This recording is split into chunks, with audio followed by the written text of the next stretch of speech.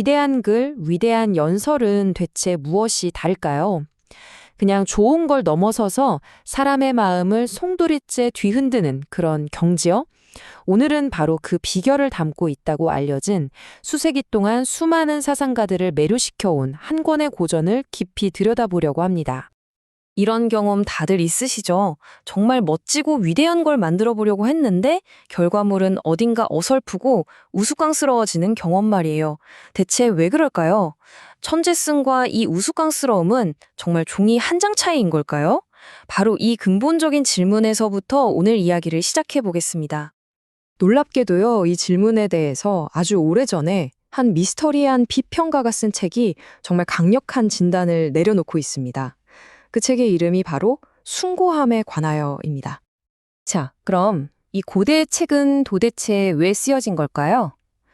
이 위대함으로 가는 안내서가 어떤 배경에서 탄생했고 또 무엇을 목표로 하고 있는지부터 차근차근 살펴보겠습니다. 이 책의 저자는요, 좀 특이하게도 다른 사람의 책을 비판하면서 이야기를 시작합니다. 카이킬리우스라는 비평가가 쓴 책이 있었는데 이게 숭고함에 대해 다루긴 했지만 핵심을 완전히 놓쳤다는 거예요. 뭐랄까, 숭고함이라는 멋진 산 정상의 풍경은 잘 묘사했는데 정작 그곳까지 올라가는 지도는 쏙 빼놓은 거죠.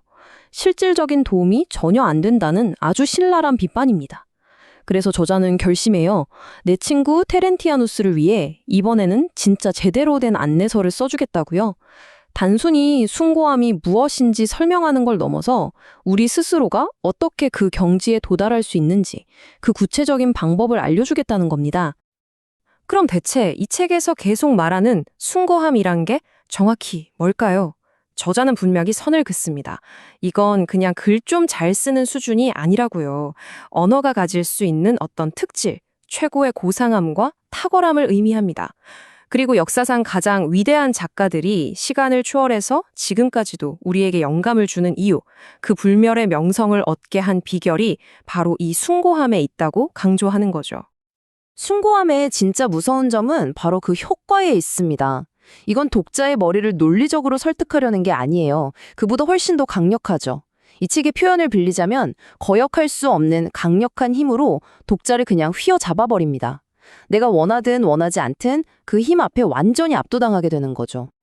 바로 이 지점에서 설득과 숭고함의 결정적인 차이가 드러납니다. 아주 중요한 구별인데요. 한번 생각해 보세요. 설득은 우리의 이성의 말을 겁니다. 논리적인 근거를 대면서 우리를 이해시키려 하죠.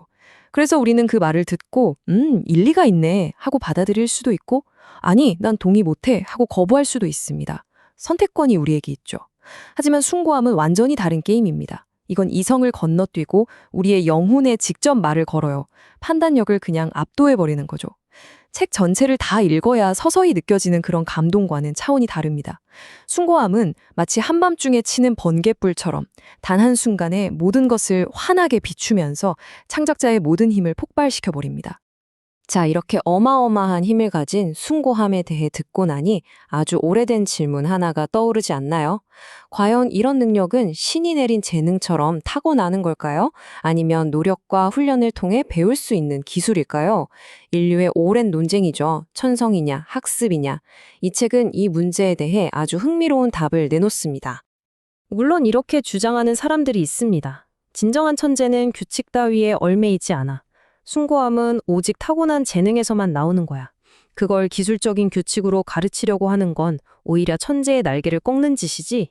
라고 말이죠. 꽤 그럴듯하게 들리죠?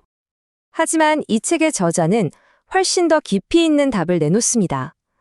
천성이냐, 학습이냐, 둘 중 하나를 고르는 문제가 아니라는 겁니다. 둘 다 필요하다는 거죠. 이렇게 한번 비유해 볼까요?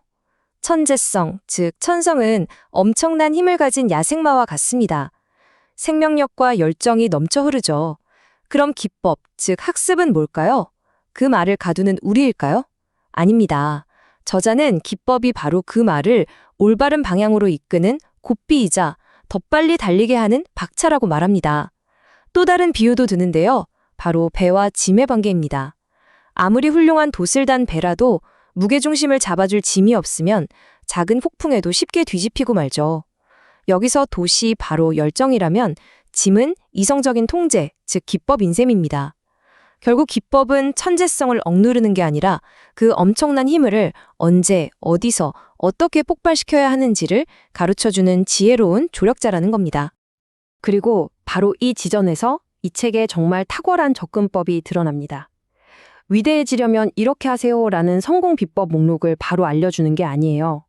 그 대신 우리를 위대함에서 멀어지게 만드는 것들, 즉 문체의 병폐들을 먼저 진단해야 한다고 말합니다. 마치 의사가 건강한 몸을 만들기 위해 먼저 병의 원인부터 진단하는 것과 같죠. 우리가 어떤 함정에 빠지기 쉬운지 알아야 비로소 하늘로 날아오를 수 있다는 겁니다. 좋습니다. 그럼 우리가 피해야 할 첫 번째 문체의 병폐는 무엇일까요? 아이러니하게도 이건 좋은 의도에서 시작됩니다. 바로 고상하고 멋지게 보이고 싶다는 야심이죠. 하지만 그게 너무 과해지면 문제가 생깁니다. 첫 번째 병, 바로 과장된 문체입니다.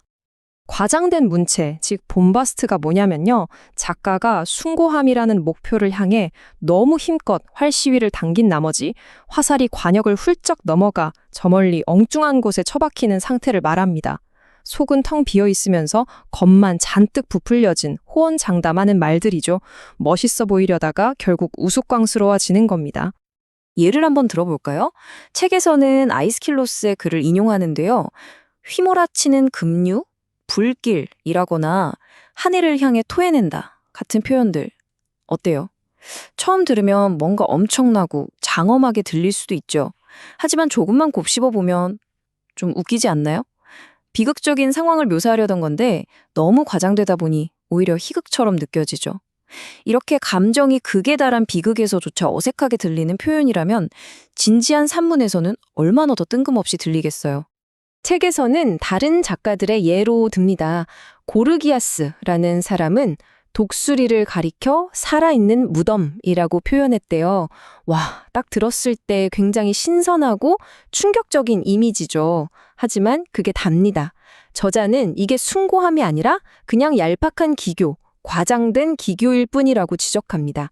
순간적으로 사람들을 놀라게 할 수는 있어도 깊은 울림이나 감동을 주지는 못한다는 아주 날카로운 비판이죠.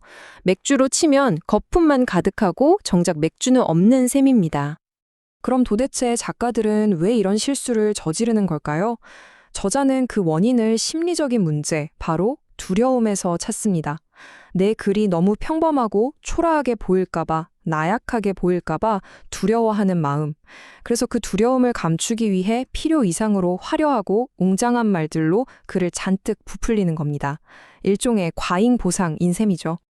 저자는 이 과장된 문체를 아주 기가 막힌 비유로 설명합니다. 수종증에 걸린 사람보다 더 마른 것은 없다. 수종증은 몸에 물이 차서 퉁퉁 붓는 병이거든요. 겉으로 보기에는 덩치가 커 보이지만 사실 속은 텅 비어 있고 병든 상태인 거죠. 과장된 문체가 바로 이와 같다는 겁니다. 겉만 번지르르하게 부풀어 오른 것은 사실 강함이 아니라 허약함의 증거일 뿐이라는 통렬한 지적입니다. 자, 과장이 너무 힘을 많이 줘서 생기는 문제였다면 이번에 살펴볼 병폐들은 너무 똑똑해 보이려고 애쓰다가 생기는 문제입니다. 바로 현악의 함정, 유치함과 그 필연적인 결과물인 냉랭함입니다. 유치함이란 말 그대로 어린애 같다는 뜻인데요. 글쓰기에서는 현학적인, 즉 잘난 체 하는 태도를 말합니다. 너무 똑똑해 보이고 싶어서 일부러 어려운 단어를 쓰고 문장을 꼬고 온갖 기교를 부리는 거죠. 그렇게 기교에만 집착하다 보면 글은 결국 독자의 마음을 움직일 온기를 잃어버리고 차갑게 식어버립니다. 바로 이 상태가 냉랭함입니다. 이 책은 이런 유치함의 대표 선수로 역사가 티마이오스를 꼽습니다. 이 사람은 분명 머리는 좋고 기발한 아이디어도 많았는데 안타깝게도 자기 글이 얼마나 유치하고 어이없는지를 전혀 몰랐던 인물로 그려집니다. 티마이오스의 글들을 한번 보시죠. 정말 기가 막힙니다. 첫째, 알렉산더 대왕이 아시아를 정복한 걸 칭찬하면서 그걸 고장 연설문 작가 이소크라테스가 글 쓰는데 걸린 시간과 비교합니다. 이게 얼마나 어처구니 없는 비교인지 아시겠어요? 세계를 정복한 영웅을 책상에 앉아 글 쓰는 사람과 비교하다니요. 이건 알렉산더를 칭찬하는 게 아니라 오히려 그 위협을 깎아내리는 꼴입니다. 두 번째에는 더 심각해요. 아테네가 시칠리아에서 패배한 이유를 분석하면서 그들이 예전에 헤르메스 신상을 파괴했기 때문에 헤르모크라테스라는 장군에게 벌을 받았다고 씁니다. 헤르메스, 헤르모크라테스. 이름이 비슷하니까요. 이건 역사 분석이 아니라 유치한 말장난이죠. 이렇게 기발한 연결고리를 찾으려고 애쓰지만 그 결과는 저급하고 기이할 뿐입니다. 주자를 더 위대하게 만드는 게 아니라 오히려 더 하찮게 끌어내리는 거죠. 그런데 정말 우리를 겸손하게 만드는 건 이런 유치함의 함정에 티마이오스 같은 작가만 빠지는 게 아니라는 사실입니다. 우리가 문학의 거장이라고 부르는 위대한 작가들조차 순간적으로 나 좀 똑똑해 보이고 싶다는 욕심에 사로잡히면 이런 함정에 빠질 수 있다는 겁니다. 저자는 거장들의 이름도 서슴없이 거론합니다. 예를 들어 크세노폰은 스파르타 젊은이들을 묘사하면서 그들의 눈 속에 있는 처녀들보다 더 정숙하다고 썼답니다. 눈 속에 있는 처녀요? 대체 무슨 뜻일까요? 시적으로 보이려다가 의미도 불분명하고 좀 기괴한 문장이 되어버렸죠. 위대한 플라톤조차 성벽을 가리켜 땅속에서 잠자게 내버려 두자는 식의 이상한 비유를 썼다고 지적합니다. 여기서 중요한 건 이 거장들을 깎아내려는 게 아닙니다. 오히려 그 반대죠.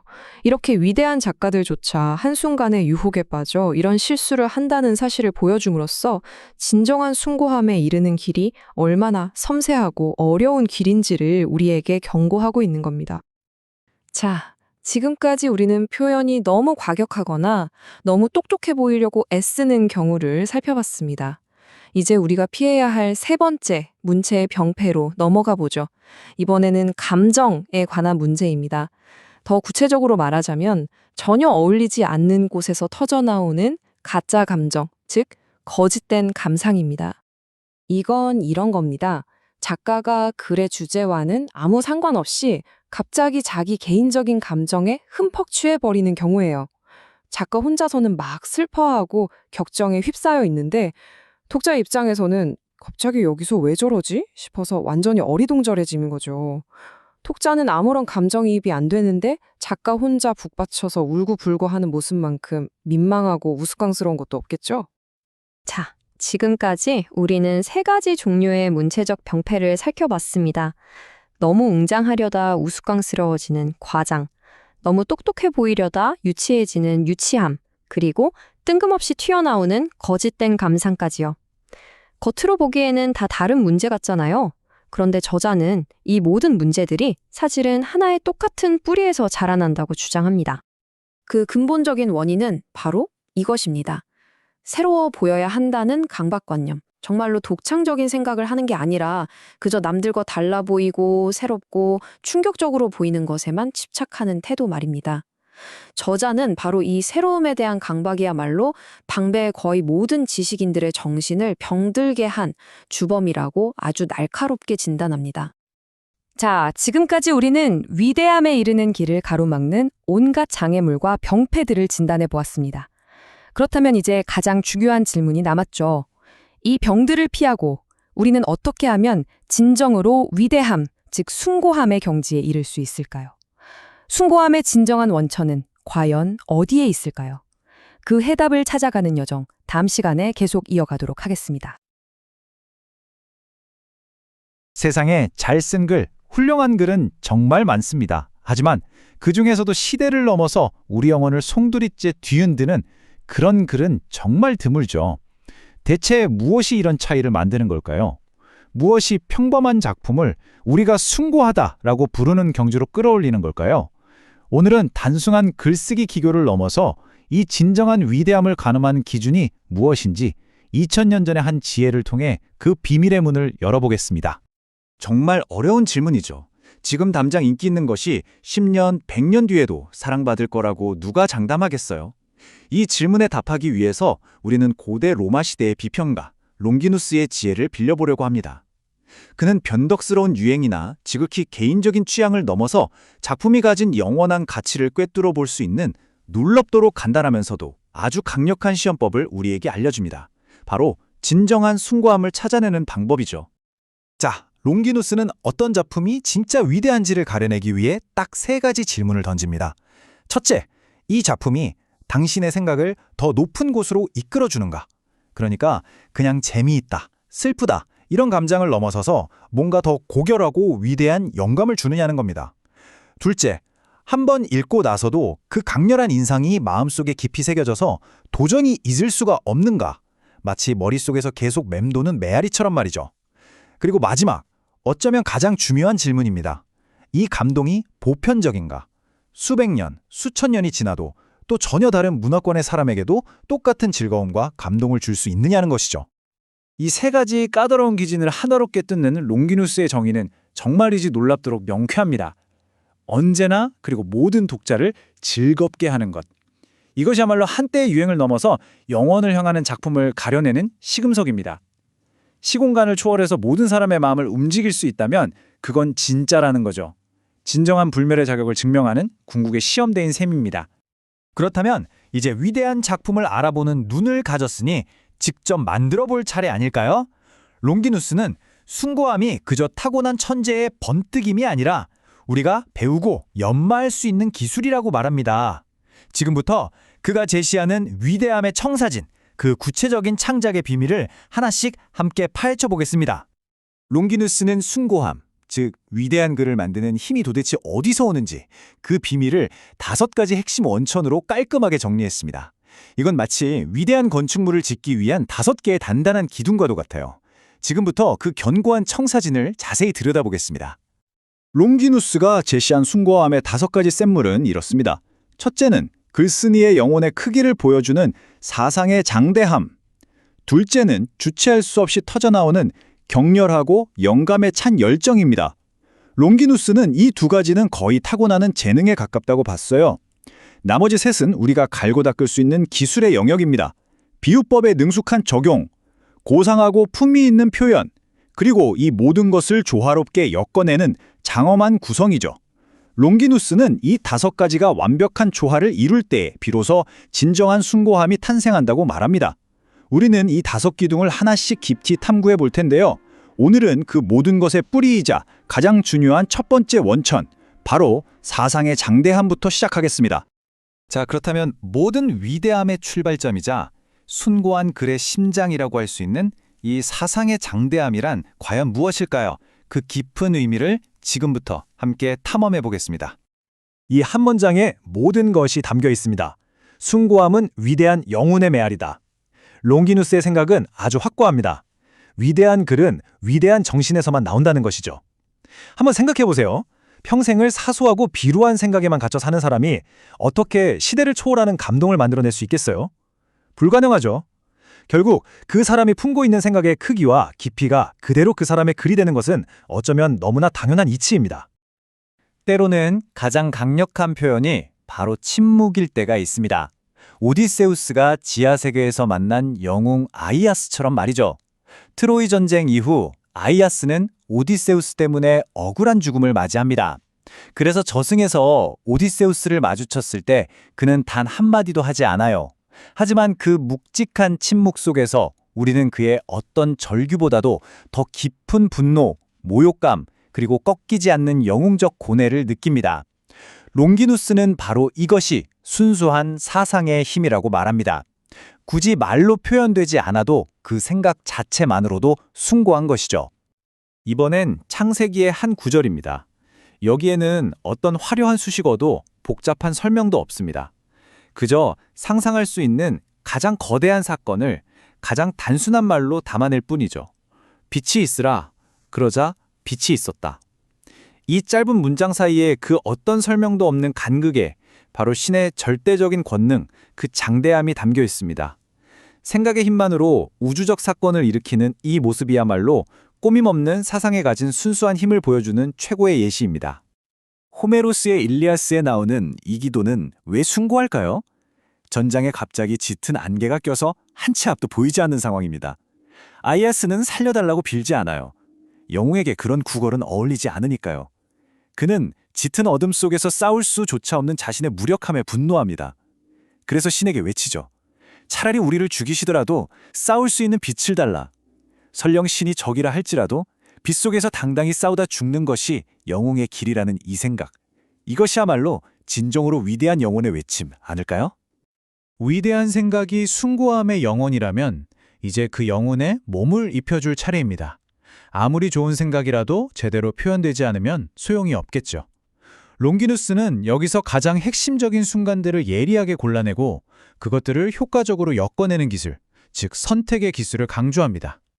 롱기누스가 이 선택의 기술에 있어서 최고봉으로 꼽는 시인은 바로 고대 그리스의 여성 시인 사포입니다. 그녀는 사랑이라는 감정을 직접 설명하지 않아요. 나는 사랑에 빠져서 기쁘고 슬프다 이렇게 말하지 않는다는 거죠. 대신 사랑에 빠졌을 때 우리 몸이 겪는 가장 극적이고 혼란스러운 순간들을 하나씩 포착합니다. 혀는 굳어져 버리고 온몸엔 불길이 치솟고 눈앞은 캄캄해지면서 귀에서는 이명이 들리죠. 마치 죽음이 바로 눈앞에 온 것 같은 느낌. 사포는 이 서로 모순되어 보이는 감각들을 하나의 완벽한 그림으로 엮어내서 우리가 사랑의 열병을 직접 겪는 것처럼 만들어버립니다. 이 절묘한 선택과 결합이야말로 그네의 시를 불멸로 만드는 힘입니다. 롱기누스는 이렇게 핵심적인 디테일들을 차곡차곡 쌓아 올려서 감정을 최고조로 이끄는 기법을 확대법이라고 부릅니다. 이건 단순히 말을 길게 늘어놓는 것과는 완전히 다른 개념이에요. 마치 계단을 하나씩 오르듯 점점 더 강력한 이미지와 요점들을 연이어 제시하면서 감정의 규모 자체를 키우는 겁니다. 그렇게 해서 결국 독자를 압도하는 거대한 장관을 만들어내는 것이죠. 그런데 숭고함에 이르는 길이 딱 하나만 있는 건 아닙니다. 롱기누스는 두 명의 위대한 웅변가를 비교하면서 이걸 아주 멋지게 보여주죠. 그리스의 데모스테네스의 숭고함은 하늘에서 내리꽂히는 벼락이나 회오리 바람 같습니다. 짧고 빠르고 격렬하게 터져나오면서 순간적으로 모든 것을 불태우고 휩쓸어버리죠. 반면에 로마의 키케로의 숭고함은 넓은 들판을 서서히 삼키는 거대한 불길과 같습니다. 처음엔 잔잔한 듯 하지만 멈추지 않고 타오르면서 주변의 모든 것을 자신의 일부로 만들어버리는 압도적인 힘이죠. 폭발적인 힘과 거대한 규모, 둘 다 위대함에 이르는 서로 다른 길인 셈입니다. 위대함은 결코 홀로 탄생하지 않습니다. 때로는 거인의 어깨 위에 올라서야 더 멀리 볼 수 있죠. 롱기누스는 과거의 위대한 대가들을 스승으로 삼고 그들과 경쟁하고 그들의 정신을 이어받는 과정에서 새로운 숭고함이 탄생한다고 말합니다. 여기서 롱기누스가 말하는 모방은 단순히 베끼는 게 아닙니다. 그건 차라리 영적인 교감에 가깝다고 할 수 있어요. 그는 델포이 신전의 여사제를 비유로 듭니다. 신성한 증기가 뿜어져 나오는 삼각대에 앉기만 해도 여사제가 신의 목소리를 전할 수 있게 되듯이 우리도 호메로스나 플라톤 같은 위대한 작가들의 영혼에 가까이 다가갈 때 그들의 기운, 그들의 숨결을 이어받을 수 있다는 것이죠. 과거의 천재성이 현재 우리에게 흘러들어와 새로운 생명을 얻는 겁니다. 그래서 롱기누스는 우리에게 아주 강력하면서도 실용적인 훈련법을 제안합니다. 여러분이 무언가를 쓰고 있다면 스스로에게 이렇게 한번 물어보세요. 만약 호메로스가 지금 내 글을 본다면 뭐라고 할까? 플라톤이라면 어떤 반응을 보일까?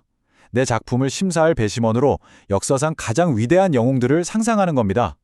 이보다 더 혹독하고 또 이보다 더 영광스러운 기준이 어디 있겠습니까? 이런 상상만으로도 우리의 글은 훨씬 더 높은 경지를 향하게 될 겁니다. 위대한 생각은 머릿속에만 머물러선 안 됩니다. 독자의 눈앞에 마치 영어처럼 생생하게 펼쳐져야 하죠. 사상의 장대함을 완성하는 마지막 열쇠는 바로 청중이 당신이 보는 것을 똑같이 보게 만드는 힘, 즉 심상의 힘입니다. 롱기누스는 이 강력한 기법을 그리스어로 판타시아, 우리말로는 심상이라고 부릅니다. 이게 뭐냐면 작가가 너무나 강렬한 감정에 사로잡힌 나머지 자신이 묘사하는 장면을 글자 그대로 목격하는 상태에 이르는 거예요. 그리고 그 생생한 환영을 독자의 머릿속에 그대로 옮겨 심는 거죠. 이 순간 우리는 더 이상 이야기를 듣는 것이 아니라 그 사건의 한가운데에 직접 서 있게 됩니다. 고대 그리스 비극 작가 에우리피데스의 주인공 오레스테스는 자신의 죄책감 때문에 복수의 여신들을 환영으로 봅니다. 그러면서 이렇게 외치죠. 보세요. 저기 그들이 와요. 바로 여기 있어요. 나에게 달려들어요. 이 대사를 듣는 순간 우리는 더 이상 안전한 관객이 아닙니다. 우리는 오레스테스의 눈을 통해 피에 젖은 얼굴과 뱀의 머리카락을 한 끔찍한 여신들을 함께 목격하게 됩니다. 작가는 자신이 본 무서운 환영을 우리 눈앞에 강제로 소환해버린 겁니다. 이것이 바로 심상이 가진 무서운 힘입니다. 결국 사상의 장대함은 다른 네 가지 기둥, 즉 열정, 비유, 표현, 구성을 모두 떠받치는 가장 단단한 주춧돌과 같습니다. 기술이 아무리 뛰어나다고 해도 그 안에 위대한 생각이 담겨 있지 않다면 결국 숭고함에 이를 수 없습니다. 그것은 위대한 글쓰기의 첫걸음이자 고결한 영혼이 마침내 세상에 자신의 목소리를 내는 그 순간 자체이기도 합니다. 네, 우리는 오늘 숭고함의 가장 근원적인 힘, 그 영혼이라 할 수 있는 위대한 생각에 대해 이야기했습니다. 하지만 영혼이 있다면 그것을 담아낼 목소리 또한 필요하겠죠. 그 위대한 생각을 어떻게 하면 가장 효과적으로, 가장 강렬하게 독자의 가슴에 꽂히게 할 수 있을까요? 바로 이어서 이 영혼의 날개를 달아주는 구체적인 기술들, 즉 롱기누스가 말하는 격렬한 열정과 화려한 비유법의 세계로 함께 떠나보겠습니다. 우리가 지난 시간에 위대한 사상은 위대한 정신에서 나온다고 이야기했었죠. 그런데 아무리 대단한 생각을 품고 있어도 그걸 표현하는 기술, 즉 사람들의 마음에 가닿게 만드는 힘이 없다면 무슨 소용이겠어요. 자, 그래서 지금부터는 그 위대한 사상에 강력한 힘과 생생한 형태를 불어넣는 작가들의 비밀스러운 도구 상자를 함께 열어보려고 합니다. 자, 그런데 이 도구 상자를 열기 전에 롱기누스가 우리에게 던지는 아주 흥미로운 수수께끼부터 풀어봐야 합니다. 그는 이렇게 말해요. 기법은 위장될 때 가장 효과적이다. 이게 무슨 말이냐면요. 진짜 최고의 예술은 전혀 기교를 부린 것 같지 않은 그냥 지극히 자연스러워 보이는 예술이란 뜻이죠. 정말 역설적이지 않나요? 아니, 어떻게 치밀하게 계산된 인공적인 기법이 마치 통제 불가능한 폭포수처럼 쏟아져 나오는 자연스러운 감정처럼 느껴질 수 있을까요? 바로 이것이야말로 오늘 우리가 숭고함을 만들어내는 여러 가지 도구들을 하나씩 꺼내보면서 파헤쳐볼 핵심 질문입니다. 롱기누스는 먼저 우리에게 경고부터 하고 시작합니다. 이런 수사학적인 기법들 있잖아요. 이걸 어설프게 사용하면 듣는 사람은 바로 알아차린다는 거예요. 아, 저 사람 뭔가 꾸미고 있구나 하고 의심하면서 오히려 화자를 교활하고 믿을 수 없는 사람으로 보게 된다는 거죠. 그럼 이 교묘한 기교를 어떻게 감출 수 있을까요? 롱기누스의 대답은 기교보다 훨씬 더 강력한 무언가로 그냥 덮어버리라는 겁니다. 바로 열정이라는 거대한 망토로 말이죠. 그는 이 폭발적인 열정, 압도적인 장엄함이 마치 눈을 멀게 할 만큼 눈부신 빛과 같다고 설명합니다. 이 강렬한 빛이 터져나오는 순간 사람들은 그 뒤에 숨겨진 정교한 톱니바퀴들, 그러니까 작가가 사용한 세세한 글쓰기 기술 같은 건 전혀 알아차리지 못한다는 거죠. 그저 거대한 감정의 파도에 휩쓸려 버릴 뿐입니다. 그렇다면 이 열정이라는 눈부신 빛을 만들어내는 도구들은 대체 뭘까요? 자, 이제 드디어 우리의 도구 상자에서 첫 번째 세트를 꺼내보겠습니다. 이 도구들은요, 어떤 계산된 기법이라기보다는 마치 날 것 그대로의 가공되지 않은 진정한 감정을 어떻게 터뜨리는지에 관한 것들입니다. 이 첫 번째 그룹의 기법들은요, 마치 뛰어난 배우가 특정 감정에 완전히 몰입한 것처럼 감정이 최고조에 달한 마음 상태를 그대로 복제해내는 기술들이에요. 그래서 듣는 사람 입장에서는 이게 연기나 글이 아니라 지금 이 순간 바로 내 눈앞에서 실제 감정이 터져나오는 것처럼 생생하게 느끼게 만드는 엄청난 힘이 있죠. 그 첫 번째 도구는 바로 도노법입니다. 말을 하다가 갑자기 원래 듣고 있던 청중이 아니라 전혀 다른 대상에게 말을 거는 기법이죠. 예를 들면 죽은 사람이라던가 아니면 그냥 사물에게요. 이런 갑작스러운 방향 전환은 듣는 사람에게 엄청난 충격을 주거든요. 고대 아테네의 위대한 연설가 데모스테네스의 아주 유명한 연설에서 그 극적인 예를 한번 보시죠. 당시 데모스테네스는 자기가 추진했던 군사정책이 실패해서 아주 큰 위기에 처해 있었어요. 이성적인 논리로는 도저히 사람들을 설득할 수 없는 상황이었죠. 그런데 그는 갑자기 목소리를 높여서 외칩니다. 여러분은 잘못하지 않았습니다. 저 위대한 마라톤의 영웅들 이름으로 맹세합니다. 바로 이 한마디로 그는 차가운 논리가 오가던 전장을 순식간에 뜨거운 감정이 들끓는 무대로 완전히 바꿔버립니다. 롱기누스는 이 장면이 왜 그렇게 천재적인지 단계별로 분석하는데요. 정말 기가 막힙니다. 첫째, 그는 조상들을 그냥 영웅이 아니라 거의 신의 반열에 올려놓습니다. 죽은 자의 이름으로 맹세한다는 건 그들의 행동을 신성한 영역으로 끌어올리는 거거든요. 둘째, 이 신성한 맹세를 통해 패배감에 젖어 있던 아테네 사람들 마음에 우리는 저런 위대한 영웅의 후예다 라는 엄청난 자부심을 불어넣습니다. 그리고 마지막으로 이 모든 과정이 너무나 뜨거운 열정 속에서 순식간에 일어나기 때문에 청중은 이게 사실은 치밀하게 계산된 수사기법이라는 걸 까맣게 잊어버리는 거죠. 그 결과가 뭔지 아세요? 카이로네이아에서의 뼈아픈 패배마저도 마치 마라톤에서의 위대한 승리처럼 영광스러운 역사로 느끼게 만드는 정말 놀라운 심리적 반전을 이끌어낸 겁니다. 자, 열정을 불러일으키는 또 다른 강력한 도구는 바로 수사 의문문입니다. 이건 뭐 다들 아시겠지만 진짜 답을 원해서 묻는 질문이 아니죠. 오히려 묻고 답하는 과정을 보여주면서 이게 미리 준비된 원고가 아니라 지금 막 머릿속에서 즉흥적으로 떠오른 생각인 것처럼 아주 활기차고 생생한 느낌을 만들어내는 기법이에요. 여기서 데모스테네스가 어떻게 하는지 보세요. 마치 광장에서 사람들과 진짜 대화하는 것처럼 스스로 묻고 답하면서 긴박감을 최고조로 끌어올립니다. 뭐 새로운 소식 없냐고 한가하게 묻고 다닐 때가 아닙니다. 라고 소리치는 것 같죠. 이런 생생한 문답 형식은요, 단순히 정보를 전달하는 걸 넘어서서 청중이 냉정하게 생각하고 따져볼 틈을 주지 않아요. 그냥 그의 주장이 살아 숨쉬는 열정의 외침처럼 느껴지게 만드는 거죠. 모든 게 계산된 연설이 아니라 위기의 순간에 터져나온 즉흥적인 영감의 산물인 것처럼 믿게 만드는 겁니다. 자, 지금까지는 감정의 내용을 전달하는 도구들을 살펴봤어요. 이제부터는 잠시 내용에서 벗어나서 언어 자체가 가진 음악, 그러니까 문장의 리듬과 구조가 어떻게 에너지와 속도감을 만들어내는지 한번 탐구해 보겠습니다. 이번에 살펴볼 도구는 연결어 생략법인데요. 이름 부대로입니다. 문장과 문장을 이어주는 그리고 그래서 같은 접속사를 일부러 빼버리는 기법이에요. 이렇게 연결고리를 끊어버리면 어떻게 될까요? 마치 고삐가 풀린 말처럼 언어가 걷잡을 수 없이 질주하는 듯한 효과를 만들어냅니다. 크세노폰의 이 문장을 한번 들어보세요. 그들은 밀치고 싸우고 베고 쓰러졌다. 만약에 이걸 밀치고 그리고 싸우고 그리고 베고 라고 했다면 어땠을까요? 느낌이 확 죽죠. 그리고라는 단어가 없음으로써 각각의 행동이 쉼없이 정말 숨가쁘게 이어지면서 훨씬 더 빠르고 광란적인 전투 장면이 눈앞에 그려집니다. 마치 작가조차도 눈앞에서 벌어지는 사건의 속도를 따라잡지 못해서 허덕이는 것처럼 말이죠. 이 뚜렷한 대조를 한번 보세요. 왼쪽처럼 접속사를 차근차근 사용하면 문장이 굉장히 논리적이고 차분하게 느껴집니다. 하지만 오른쪽 데모스테네스가 사용한 연결어 생략법을 보세요.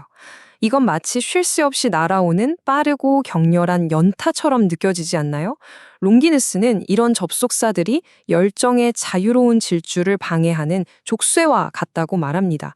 족쇄에 묶인 주자는 결코 전력으로 달릴 수 없는 것처럼 말이죠. 자, 이제 다음 도구 상자를 열어볼 시간입니다. 여기에 있는 도구들은요, 독자나 청중을 더 이상 수동적인 관찰자 역할에 머무르게 하지 않아요. 대신 그들의 멱살을 잡고 사건의 한가운데로 그냥 확 집어 던져버리는 아주 강력한 현장감을 만들어내는 기법들입니다. 그 대표적인 도구가 바로 도치법입니다. 문장의 정상적인 순서를 뒤죽박죽으로 바꾸는 거죠. 롱기누스는 이 기법이야말로 격렬한 정신적 동요 상태의 명백한 증거라고 말합니다. 왜냐하면 우리가 극심한 고통이나 공포에 휩싸였을 때 두서없이 말하는 방식을 완벽하게 따라하기 때문이에요. 헤로도토스의 이 문장을 한번 보세요. 실오라기 하나에 운명이 달렸소 이오니아인들이요. 정상적인 순서라면 당연히 이오니아인들이요 라고 먼저 청중을 부르는 게 맞잖아요. 하지만 화자는 너무나 다급한 나머지 가장 두렵고 절박한 생각부터 그냥 불쑥 내뱉어버립니다. 이건 정말 극도의 공포와 위기의 순간을 완벽하게 포착한 표현이죠. 만약 이 문장을 논리적인 순서대로 배열했다면 아마 슬라이드에 보이는 것처럼 아주 평범하고 이성적인 문장이 되었을 거예요.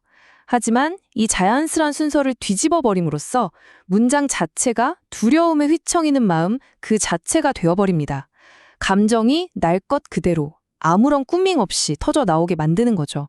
이렇게 되면 이 연설은 미리 잘 준비된 것이 아니라 절체절명의 위기 속에서 터져 나온 절규처럼 느껴지게 됩니다. 이거 말고도 작가들은 아주 미묘한 관점 전환을 통해서 청중을 사건에 더 깊이 끌어들입니다.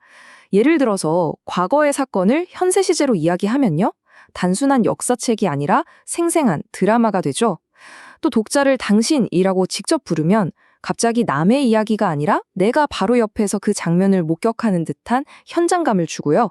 슬라이드 마지막 예시처럼 비극의 주인공 오이디푸스는 자신과 어머니 딱 두 사람에 대해 말하면서도 복수형을 사용하거든요.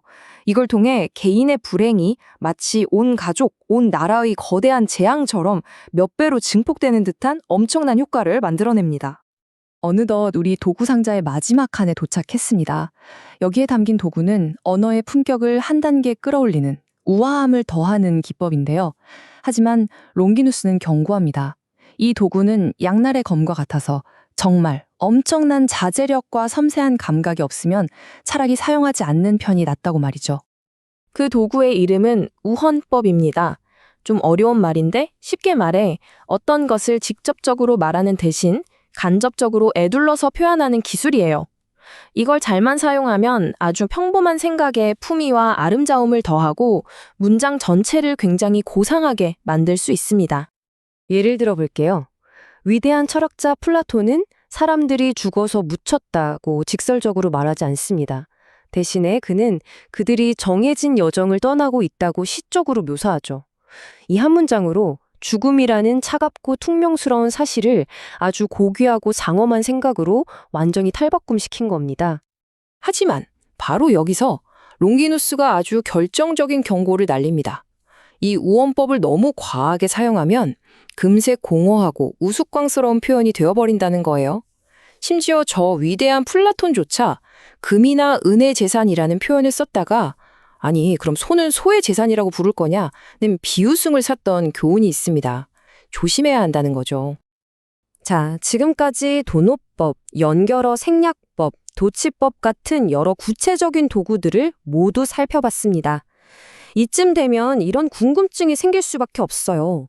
결국 숭고함이라는 게 그냥 글을 좀 더 그럴듯하게 들리게 하는 영미한 속임수들의 집합에 불과한 걸까요? 하지만 롱기누스의 최종적인 대답은 단호하게 아니요입니다. 그는 진정 위대한 작가는 이 모든 기법들을 그냥 개별적으로 사용하는 게 아니라고 말합니다. 마치 위대한 지휘자가 오케스트라를 지휘하듯 이 모든 것들을 하나의 장엄한 교향곡으로 조율한다는 거죠. 그 완벽한 조화 속에서 개별적인 기법들은 더 이상 눈에 띄지 않게 되고 오직 우리의 영혼을 통째로 뒤흔드는 강력하고 압도적인 감동만이 남게 되는 겁니다. 중요한 건 바이올린 소리, 첼로 소리가 아니라 그것들이 다 함께 어우러져 만들어내는 단 하나의 통일된 숭고한 울림인 거죠. 자, 롱기누스의 기념비적인 책 순고에 관하여 그 깊이 있는 탐험을 계속 이어가 보겠습니다. 우리가 지난 시간에는 순고의 근본이 되는 뭐랄까 원재료에 대해서 이야기했었죠. 바로 위대한 사상과 격렬한 감정이었습니다. 그런데 한번 생각해 보세요. 아무리 최고급 대리석이 있다 한들 그걸 다듬고 엮어서 장엄한 건축물로 만들어낼 기술이 없다면 그건 그냥 돌무더기일 뿐이겠죠. 오늘 우리가 할 이야기가 바로 그 기술에 대한 겁니다. 작가라는 건축가가 사용하는 도구 상자를 한번 활짝 열어볼 시간이 된 거죠. 이 책이 정말 통찰력 있는 게 순고라는 게 그냥 타고난 영감에서만 나오는 게 아니라 아주 정교한 기술과 기법을 통해 빚어낼 수 있다는 점을 알려주거든요. 그 세 번째 원천, 바로 비유법의 능수능란한 사용에 대해 제대로 한번 파고들어 보겠습니다. 본격적으로 시작하기 전에 이 질문부터 한번 던져볼게요. 좀 도발적이죠? 보통 우리가 글을 잘 쓴다고 하면 문법에 맞게 아주 조리 있게 쓰는 걸 생각하잖아요. 문법은 언어의 질서를 지키는 약속이니까요. 그런데 만약에요, 그 질서를 의도적으로 파괴하는 게 오히려 더 높은 차원의 표현, 더 강력한 감정적 진실에 도달하는 길이 된다면 어떨까요? 이건 그냥 규칙을 무시하는 거랑은 차원이 다른 이야기입니다. 규칙의 힘과 한계를 완벽하게 이해하고 그걸 뛰어넘어서 감정의 논리를 따르는 아주 고도의 기술인 거죠. 오늘 우리가 살펴볼 여러 기법들이 바로 이 역설의 아름다움을 제대로 보여줄 겁니다. 자, 건축가의 도구 상자에서 가장 먼저 꺼내볼 도구들은 바로 교묘한 무질서를 만들어내는 것들입니다. 여기서 핵심 단어는 교묘함이에요. 이건 실수가 아니라 아주 철저하게 계산된 혼돈이라는 뜻이죠. 아니, 작가는 왜 질서 정연한 것 대신에 굳이 무질서를 선택할까요? 답은 간단합니다. 바로 우리의 감정이 본래 무질서하기 때문이에요. 생각해보세요. 격렬한 슬픔이나 분노, 공포에 휩싸였을 때 우리 생각이나 말이 논리적으로 술술 나오던가요? 아니죠. 뒤죽박죽이 되잖아요. 바로 이 도구들은 그 날것의 감정이 가진 불규칙하고 폭발적인 리듬을 언어 속에 그대로 재현해내는 겁니다. 그래서 독자가 이야기를 그냥 읽는 수준을 넘어서 감정 그 자체를 온몸으로 체험하게 만드는 거죠. 자, 그럼 그 첫 번째 도구, 바로 도치법입니다. 우리가 보통 문장을 쓸 때는 논리의 흐름을 따르죠. 주어가 나오고, 목적어가 나오고, 서술어가 나오는 식으로요. 차분하게 생각이 전개되는 순서입니다. 그런데 도치법은 이 논리적인 순서를 아주 과감하게 뒤엎어버려요. 왜냐고요? 마음이 격하게 움직일 때 우리 머릿속에서는 가장 중요하고 절박한 생각이 가장 먼저 튀어나오기 때문입니다. 이건 논리적 순서가 아니라 감정적 우선순위에 따라 문장을 재배열하는 거예요. 마음이 뒤죽박죽일 때 말이 뒤죽박죽으로 나오는 게 오히려 더 진짜 같잖아요. 도치법은 바로 그 심리적 진실의 순간을 언어로 포착해내는 아주 강력한 기법입니다. 고대 역사가 헤로도토스가 기록한 이 연설의 한 구절을 한번 보세요. 만약 이 문장을 논리적으로 배열했다면 아마 이랬을 겁니다. 이오니아인들이여 잘 들으시오. 우리가 자유민으로 살지 노예로 살지는 이제 실오라기 하나에 달린 운명에 달려 있소. 뭐 이런 식이었겠죠. 하지만 연설가는 그렇게 차분하게 말하지 않아요. 그의 입에서 가장 먼저 터져나온 말은 실오라기 하나에입니다. 가장 긴급하고 가장 두려운 그 핵심이 다른 모든 말을 그냥 제치고 앞으로 뛰쳐나온 거죠. 청중을 부르고 상황을 설명할 그런 이성적인 여유조차 없는 그 극도의 절박함이 문장의 구조 자체에 그대로 새겨져 있는 겁니다. 이 비교를 보면 그 차이가 정말 극명하게 드러나죠. 왼쪽에 있는 정상 순서의 문장은요, 상황을 설명하고 보고합니다. 정보는 정확하게 전달되지만 우리는 그냥 안전한 거리에서 그 정보를 듣는 관찰자일 뿐이에요. 하지만 오른쪽, 도치법이 사용된 문장은 완전히 다릅니다. 우리는 연설가의 패닉과 공포를 직접 체험하게 돼요. 그의 심장이 철렁 내려앉는 그 순간 우리 심장도 같이 내려앉는 듯한 느낌을 받게 되죠. 이게 바로 정보를 전달하는 언어와 감정을 전이시키는 언어의 엄청난 차이입니다. 그리고 도치법은 후자를 가능하게 하는 정말 강력한 도구인 거고요. 결국 이 기법이 왜 이렇게 강력하냐 하면 인간 심리에 대한 아주 깊은 통찰에 기반하고 있기 때문입니다. 도치법은 언어가 우리 내면을 비추는 거울이라는 사실을 아주 잘 활용하고 있어요. 완벽하게 정돈된 문장은 평온한 마음을 비추겠죠. 하지만 뒤섞이고 비틀린 문장은 요동치는 마음을 훨씬 더 진실하게 비춰줍니다. 독자는 그 비틀림 속에서 작가가 꾸며낸 이야기가 아니라 살아있는 인간의 진짜 목소리, 진짜 감정을 듣게 되는 거예요. 롱기누스가 말했듯이 최고의 예술은 가장 자연스러워 보일 때 완성되거든요. 도치법은 바로 그 지점을 정확히 노리는 겁니다. 자, 교묘한 무질서를 만드는 두 번째 도구로 넘어가 볼게요. 바로 무접속법입니다. 도치법이 문장 성분의 순서를 바꾸는 거였다면 무접속법은 단어와 구절을 이어주는 연결고리 자체를 아예 없애버리는 기법이에요. 우리가 문장을 자연스럽게 이어주려고 쓰는 그리고, 그러나, 그래서 같은 뭐랄까 문법의 접착제 같은 것들을 의도적으로 싹 빼버리는 거죠. 그렇게 함으로써 언어의 엄청난 속도감과 긴박감을 불어넣는 겁니다. 크세노폰이 묘사한 이 전투 장면을 한번 들어보세요. 만약에 여기에 첩속사를 넣어서 그들은 밀치고, 그리고 싸우고, 그리고 베고, 그리고 쓰러졌다라고 말했다면 어땠을까요? 아마도 전투의 과정을 차례대로 그냥 나열하는 좀 평면적인 보고서처럼 들렸을 거예요. 하지만 접속사가 사라지니까 각각의 행동이 쉼표 하나를 간격으로 두고 숨 쉴 틈도 없이 연달아 빵빵빵 터져나오는 느낌이죠. 이건 마치 혼란스러운 전투 현장에서 눈앞에 펼쳐지는 장면들을 빠르게 포착한 스냅샷들의 연속처럼 느껴지게 만들어요. 독자는 멀리서 전투를 구경하는 게 아니라 그 한복판에 툭 던져진 듯한 현장감을 느끼게 되는 겁니다. 롱기누스는 이 효과를 정말 멋진 비유로 설명합니다. 접속사는 마치 아이디어들을 차례차례 순서대로 묶어두는 쇠사슬 같다는 거예요. 이 쇠사슬은 질서를 부여하지만 동시에 속도를 제어하고 흐름을 길들이는 역할도 하죠. 하지만 격렬한 열정은 길들여지기를 거부하잖아요. 쇠사슬을 끊고 제멋대로 막 내달리고 싶어 하죠. 그래서 작가가 이 접속사라는 쇠사슬을 의도적으로 제거해버릴 때 문장은 억눌렸던 열정의 에너지를 마치 고삐 풀린 말처럼 터트리면서 독자에게 그대로 돌진하게 되는 겁니다.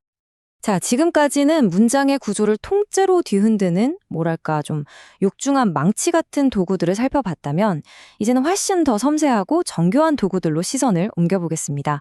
이건 마치 예리한 조각칼 같아요.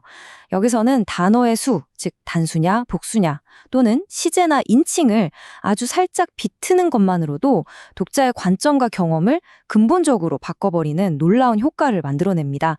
아주 작은 문법적인 변화가 어떻게 이렇게 거대한 의미의 차이를 낳는지 한번 살펴보시죠. 그 첫 번째 정교한 도구는 바로 수, 즉 단수와 복수의 규칙을 의도적으로 비트는 겁니다. 이건 단순히 문법을 틀리는 게 아니에요. 작가는 단수와 복수를 교차해서 사용함으로써 독자가 무의식적으로 느끼는 대상의 규모나 통일성 혹은 그 중요성에 직접적으로 영향을 미치는 거죠. 하나의 대상을 어마어마하게 부풀리거나 여러 대상을 하나의 강력한 개체로 꼭 묶어버리는 말 그대로 언어의 마술이라고 할 수 있습니다. 이 기법은 크게 두 가지 방향으로 작동해요. 첫째는 분명히 하나의 대상을 말하면서 의도적으로 복수형을 쓰는 겁니다. 이건 그 대상이 가진 의미나 고통이 너무 커서 하나의 단어에 다 담을 수가 없다는 느낌을 주면서 그 규모를 엄청나게 확장시켜요. 반대로 여러 개체로 이루어진 집단을 말하면서 단수형을 쓸 수도 있습니다.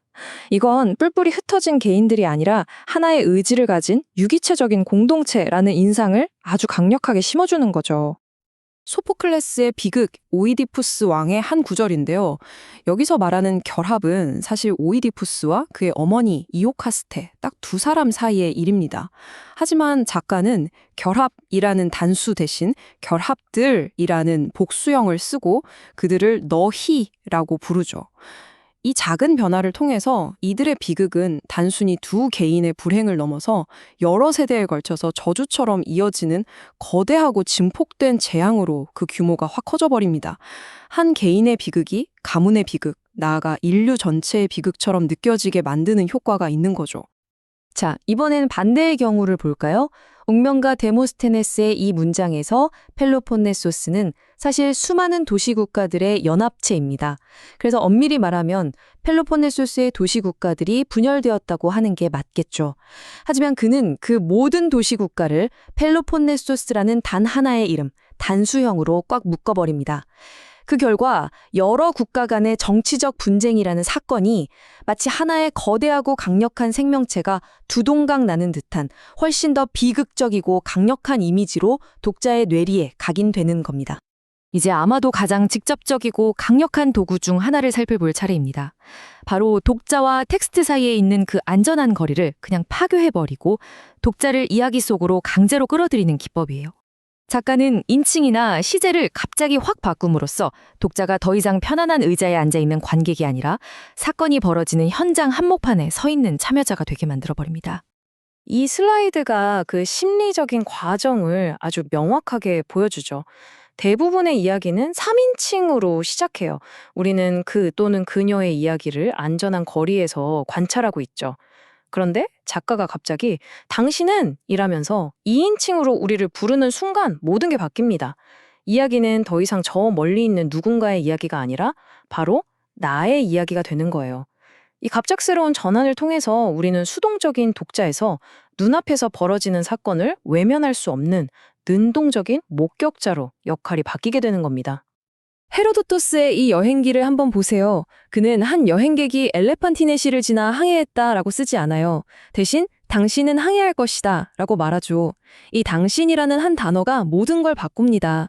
우리는 더 이상 그의 기록을 읽는 게 아니라 그의 안내에 따라서 직접 배에 오르고 당모를 거슬러 올라가고 미지의 도시를 향해 나아가는 상상을 하게 되는 거죠. 딱딱한 지리 정보가 아주 생생한 개인적인 경험으로 변모하는 순간입니다. 인칭 전환의 또 다른 극적인 예를 한번 보죠. 서술자는 헥토르의 행동을 3인칭으로 차분하게 묘사하고 있었어요. 그런데 아무런 예고도 없이 갑자기 헥토르 자신의 목소리가 1인칭 내가로 빵 터져 나옵니다.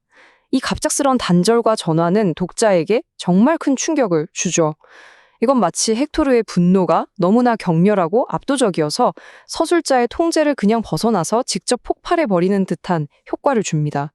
우리는 그의 분노에 대한 설명을 듣는 게 아니라 그의 분노 그 자체를 날 것 그대로 마주하게 되는 거죠. 자, 지금까지 우리는 감정의 격렬함을 표현하기 위해서 언어의 구조를 해체하고 파괴하는 도구들을 살펴봤습니다. 그렇다면 이제는 정반대로 언어를 더 풍성하고 우아하게 구축하는 도구를 알아볼 차례입니다. 바로 우회법인데요. 어떤 대상을 직접적으로 말하지 않고 에둘러서 표현하는 기법이죠. 이것은 단순한 진술에 깊이와 울림, 그러니까 언어의 음악성을 더해서 사상을 한 단계 격상시키는 역할을 합니다. 여기서 중요한 건 우회법이 단순히 말을 빙빙 돌리거나 불필요하게 길게 늘어뜨리는 것과는 다르다는 점입니다. 훌륭한 우회법은요, 하나의 아이디어를 표현하기 위해서 더 아름답고 더 위험 있거나 더 철학적인 길을 선택하는 예술이에요. 비유가 아주 적절한데 하나의 멜로디 라인도 물론 아름답지만 그 아래에 풍성한 화음이 깔릴 때 훨씬 더 깊고 감동적인 음악이 되잖아요. 우회법이 바로 그런 역할을 하는 겁니다.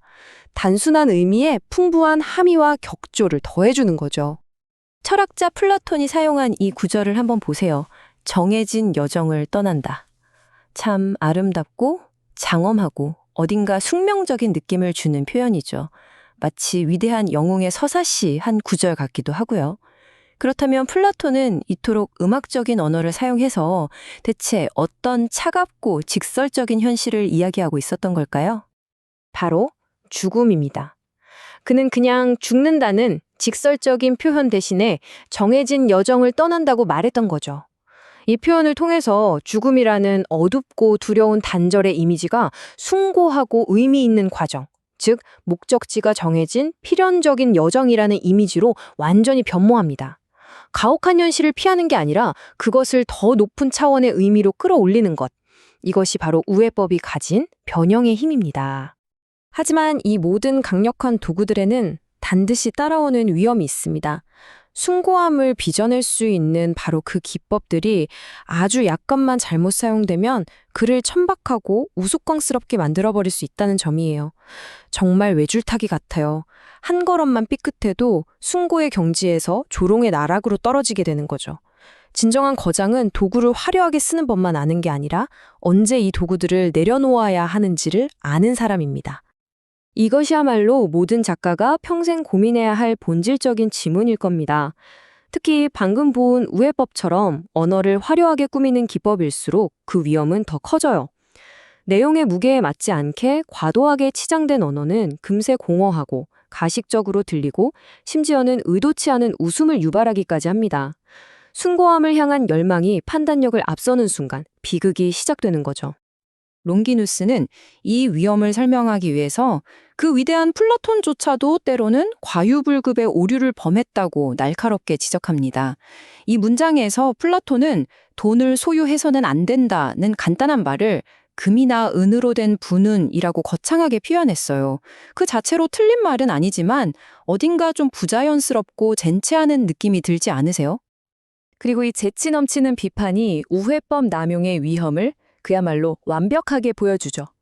가축이라는 평범한 단어 대신에 소와 양의 부라고 말하는 걸 한번 상상해 보세요. 터무니없이 과장된 이 표전은 그 자체로 하나의 코미디가 됩니다. 이것은 우리에게 잊을 수 없는 교훈을 줍니다. 판단력 없는 기교의 추구는 결국 어리석음으로 끝난다는 것을요. 진정한 숭고함, 진정한 거장의 솜씨는 활활 타오르는 천재성과 그것을 제어하는 냉철한 절제력, 이 둘의 완벽한 조화 속에서만 탄생하는 겁니다. 여러분, 한번 생각해 보세요. 아무리 위대한 사상과 격렬한 감정이 우리 마음속에 가득 차 있어도 그걸 담아낼 딱 맞는 표현을 찾지 못한다면 과연 그게 무슨 소용이 있을까요? 자, 드디어 우리가 숭고의 4번째 원천에 도착했습니다. 이건 바로 다른 모든 원천의 목소리와 형태를 불어넣어주는 표현의 기술 그 자체인데요. 이 책에서 롱기누스는 바로 이 지점을 파고들어요. 생각이란 게 과연 어떻게 언어라는 옷을 입고 마침내 빛을 발하게 되는지 그 비밀을 함께 탐험해 볼 겁니다. 아름다운 단어는 바로 생각의 빛이다. 정말 멋진 말이죠. 롱기누스는 이 핵심 원리를 아주 간단하면서도 정말 깊이 있게 딱 한 문장으로 정리합니다. 그가 볼 때 올바른 단어라는 건요, 그냥 생각을 예쁘게 꾸미는 액세서리 같은 게 아니라는 거예요. 그게 아니라 마치 깜깜한 방에 불을 탁 켜는 것처럼 생각을 환하게 비춰서 누구나 볼 수 있게 만드는 그런 빛 자체라는 거죠. 다시 말해서 단어는 생각의 껍데기가 아니고요. 생각의 본질, 그 알맹이를 드러내는 바로 그 빛이다. 이 말입니다. 자, 그런데 롱기누스의 통찰은 여기서 멈추지 않습니다. 더 나아가거든요. 그는 우리가 보통 우아한 표현하면 떠올리는 뭔가 엄청 웅장하고 화려해야 한다는 그런 통념에 정면으로 도전장을 내밉니다. 때로는 가장 평범한 것에서 가장 비범하고 놀라운 힘이 나오기도 한다고 말이죠. 아니 도대체 어떻게 그게 가능할까요? 롱기누스가 지적하는 건 바로 이겁니다. 때로는 가장 생생하고 강력한 단어들이 사실은 우리가 매일 쓰는 아주 평범한 단어들이라는 거죠. 왜냐하면 이런 단어들은 우리한테 너무나 익숙하기 때문에 굳이 머리로 생각하고 해석할 필요 없이 그냥 곧바로 거의 본능적으로 마음에 와서 꽂히거든요. 그 예로 아나크레온의 이 시구를 한번 보세요. 여기서 뭐 특별히 어려운 단어가 있나요? 없죠. 트라키아의 암망아지라는 아주 구체적이고 소박한 표현을 썼을 뿐입니다. 그런데 바로 그 단순함 때문에 이 문장이 진짜처럼 들리는 거예요. 화려하게 꾸미지 않고 솔직하게 딱 던지니까 그 감정이 우리 마음에 직접적인 울림을 만들어내는 거죠. 마치 친한 친구가 자기 속마음을 툭 털어놓을 때 그 꾸밈없는 진심이 더 큰 감동을 주는 것과 똑같습니다. 자, 이 예시를 보면 그 차이가 확 느껴지실 겁니다. 테오폰포스가 필리포스 왕에 대해 쓴 글인데요.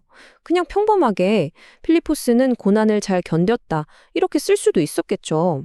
하지만 그는 그렇게 쓰지 않았어요. 대신에 고난이라는 약을 벌컥벌컥 마셨다고 표현했습니다. 약을 마신다는 건 정말 일상적이고 소박한, 심지어 약간 의학적인 느낌마저 드는 비유잖아요. 바로 이 표현 하나로 자신의 목표를 위해서라면 온갖 어려움과 불쾌함을 마치 쓴 약처럼 꿀꺽꿀꺽 삼켜버리는 필리포스의 모습이 눈앞에 생생하게 그려지는 겁니다. 그러니까 핵심은 바로 친숙함에 있는 거예요. 이 평범한 언어는 우리에게 더 진짜처럼 더 현실적으로 느껴지고 바로 그 이유 때문에 더 강력한 힘을 갖게 되는 거죠. 독자는 이 표현을 보면서 필리포스가 겪는 고난의 쓴맛을 마치 자기가 정말 쓴 약을 꿀꺽 삼키는 것처럼 아주 구체적으로 상상하게 되는 겁니다. 이게 바로 평범함의 힘이죠. 롱기누스는 여기서 멈추지 않고 한 걸음 더 나아갑니다. 심지어 좀 충격적이거나 저속하게 들릴 수 있는 단어들도 숭고의 경지에 오를 수 있다고 말하는데요. 그는 역사가 헤로도토스의 글을 예로 들어서 끔찍한 사건을 묘사할 때 사용된 아주 날것 그대로의 평범한 단어들이 어떻게 독자에게 강력한 충격을 주는지 보여줍니다. 저민다는 이 단어에 한번 주목해 보세요. 사실 이 단어는 보통 우리가 부엌에서 고기나 생선을 얇게 썰 때 쓰는 아주 일상적인 단어잖아요. 그런데 헤로도토스는 이 단어를 클레오메네스의 광기 어린 자애를 묘사하는 데 사용했어요.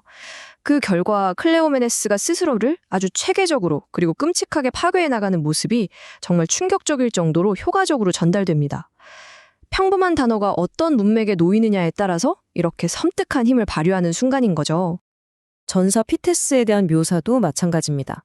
온몸이 산산조각 났다는 표현, 굉장히 잔인하고 직설적이죠. 어찌 보면 좀 저속하게 들릴 수도 있고요. 하지만 이 표현의 저속함은 그 안에 담긴 날 것 그대로의 정말 부정할 수 없는 그 표현력 때문에 오히려 정당화됩니다. 독자는 수많은 미사여구를 동원한 설명보다 이 산산조각이라는 한마디에서 전투의 참혹함을 훨씬 더 강렬하게 느끼게 되는 거죠. 결국 가장 숭고한 단어는 가장 고상한 단어가 아니라 가장 진실된 이미지를 전달하는 단어라는 걸 보여주는 아주 좋은 예시입니다. 좋습니다. 자, 그럼 이제 다음 영역으로 넘어가 볼까요? 바로 은유입니다. 평범한 단어도 숭고할 수 있다면 좀 더 비유적인 언어는 어떨까요? 여기서 롱기누스는 당시의 다른 비평가들과 아주 흥미로운 논쟁을 시작합니다. 당시 비평가 카이킬리우스 같은 사람들은 이렇게 주장했어요. 은유는 신중하게 써야 한다. 청중이 헷갈리지 않게 하려면 한 번에 두세 개 정도만 써라. 뭐 나름 일리 있는 말이죠. 너무 비유가 많아지면 오히려 글이 명확하지 않고 산만해질 수 있으니까요. 이게 당시의 일반적인 생각이었습니다. 그런데 롱기누스는 바로 이 지점에서 아주 중요한 질문을 던집니다. 과연 강렬한 열정이 그런 정해진 규칙을 따를까? 하고 말이죠. 그는 열정이란 건 마치 거센 급류와 같아서 그 거대한 흐름 속에는 엄청난 양의 은유들이 함께 휩쓸려 온다고 주장합니다. 즉, 감정이 격해지면 언어의 규칙 따위는 그냥 무력해진다는 뜻이죠. 그 증거로 데모스테네스의 연설을 보라고 합니다. 여기서 데모스테네스는 그리스를 배신한 자들을 향해 분노를 터뜨리는데요. 그는 은유를 두세 개만 쓰는데 그치지 않아요. 그냥 끊임없이 폭풍처럼 은유를 퍼붓습니다. 배신자들을 아첨하는 하찮은 자들이라고 했다가 조국의 지체를 잘라낸 자들이라고 하고 자유를 술잔에 담아 바친 자들, 행복을 배로 측정하는 자들이라고 말이죠. 이처럼 빽빽한 비유적인 언어를 정당화하고 지탱하는 건 바로 그의 순수한 분노, 그 자체의 힘이라는 겁니다. 결국 롱기누스가 말하고 싶은 핵심은 이거예요. 연설가가 청중과 함께 그 뜨거운 열정을 공유하는 순간 은유가 몇 개인지 세는 사람은 아무도 없다는 거죠. 오히려 그 많은 은유들이 인위적이거나 과하다는 느낌 대신 너무나 필요하고 자연스러운 것으로 느껴지게 됩니다.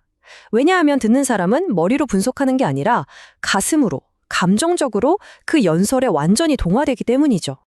물론 아리스토텔레스 같은 일부 수사학자들은 좀 대담한 은유를 쓸 때는 말하자면요 라든지 이런 표현을 써도 된다면 과 같이 약간 사과하듯이 완화시켜주는 말을 덧붙이라고 제안하기도 했어요. 하지만 롱기누스는 이런 장치가 전혀 필요 없다고 딱 잘라 말합니다. 진정한 숭고함과 강렬한 감정이 있다면 말이죠. 롱기누스에게 강력한 감정은 단순히 대담한 은유를 허용하는 수준을 넘어섭니다. 오히려 그런 감정들은 대담한 은유를 절대적으로 요구한다고까지 말해요. 열정은 스스로 어떤 표현을 쓸지 선택할 권리가 있다는 거죠. 결국 은유의 규칙을 정하는 건 어떤 수사학 이론이 아니라 그 순간에 터져나오는 감정 그 자체라는 겁니다. 자, 그렇다면 이 은유의 힘이 극대화된 사례는 어떤 모습일까요? 롱기누스는 우리를 거장 플라톤의 세계로 안내합니다. 플라톤이 어떻게 연속적인 은유를 사용해서 우리 인체라는 하나의 작은 우주를 완벽하게 창조해내는지 그 놀라운 과정을 함께 따라가 보시죠. 이건 그냥 은유 한두 개를 쓰는 것과는 차원이 다른 이야기입니다. 이건 완벽한 시스템이고 수많은 비교를 통해서 만들어진 하나의 독자적인 세계예요. 플라톤은 이 은유의 세계를 통해서 자신의 묘사를 독특하면서도 생생하게 만들 뿐만 아니라 우리에게 인체를 바라보는 완전히 새로운 관점을 선물합니다. 플라톤은 먼저 인체의 구조부터 쌓아 올립니다. 가장 고귀한 정신이 머무는 머리는 성체, 즉 요새입니다. 그리고 그 요새와 몸통을 잇는 목은 좁은 지엽이죠. 몸을 지탱하고 움직이게 하는 척추는 기계적인 경첩이고요. 혀는 모든 맛을 판결하는 심판관입니다. 보세요. 각각의 은유가 이전 은유 위에 차곡차곡 쌓이면서 하나의 거대한 건축물을 만들어가는 것 같지 않나요? 특히 플라톤이 심장을 묘사하는 방식은 정말 놀랍습니다. 심장은 그에게 단순히 피를 펌프질하는 기관이 아니에요. 모든 정맥이 모이는 매듭이자 피의 원천이고 외부의 위협이 닥치면 경보를 울리며 격렬하게 고동치는 중앙경비실입니다. 생명과 감정의 근원을 이렇게 역동적이고 전략적인 존재로 그려내고 있는 거죠. 폐에 대한 은유를 보면 이 시스템이 얼마나 유기적으로 연결되어 있는지 알 수 있습니다. 폐는 그 자체로 존재하는 게 아니라 열정으로 끓어오르는 심장을 위한 완충제, 즉 쿠션이자 충격 흡수 장치입니다. 해부학적인 목적을 이렇게 아름답고 시적인 이미지로 표현하다니 정말 대단하죠? 심장과 폐의 관계가 마치 하나의 이야기처럼 우리 눈앞에 펼쳐지는 겁니다. 플라톤은 여기서 더 나아가서요, 이 건축적인 은유를 눈에 보이지 않는 영혼에까지 확장합니다. 그는 욕망과 열정을 신체라는 집 안에 서로 다른 구역에 배정하는데요. 비교적 조용한 욕망은 집의 안체에, 격렬한 열정은 바깥 활동이 이루어지는 사랑체에 배치함으로써 각각의 성격을 은근히 암시하는 거죠. 이런 놀라운 은유의 행렬은 몸 전체로 계속 이어집니다. 비장은 내장의 노폐물을 닦아내는 냅킨으로, 피는 우리 몸에 살을 먹여 살리는 푸른 목초지로, 그리고 영양분을 온몸 구석구석으로 전달하는 혈관은 정원에 물을 대는 도랑으로 묘사됩니다. 이렇게 몸의 각 부분은 기억에 남으면서도 깊은 통찰력을 주는 은유적인 정체성을 부여받게 됩니다. 그리고 마침내 우리는 죽음에 대한 플라톤의 마지막 아름다운 은유로 이 여정을 끝맺게 됩니다. 이것이야말로 우아한 표현이 도달할 수 있는 궁극적인 성취가 아닐까요? 단어를 단순히 무언가를 묘사하는 데 사용하는 것을 넘어서 삶 그 자체에 대한 우리의 이해를 한 차원 더 높은 곳으로 끌어올리는 것. 그렇게 해서 말이 사라진 후에도 아주 오랫동안 우리 마음에 머무는 진정으로 숭고한 생각 하나를 선물처럼 남겨주는 것 말입니다.